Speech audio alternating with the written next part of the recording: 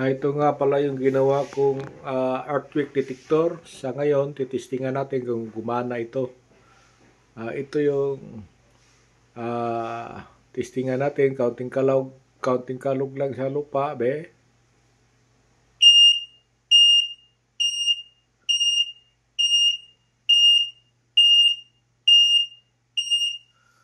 Yan mga kaibigan. Medyo gumana naman siya. Yun, okay. Yun counting alog lang. Galing sa 9 volts battery.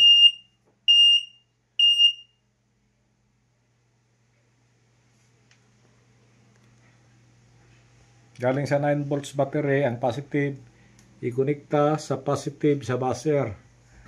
Ang negative ikonekta dito sa weight. Ito.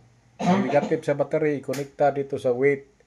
Tapos ang sa buzzer na negative ikonekta dito sa plate. Kaya yun, kaya tumutunog yan pag may dinog.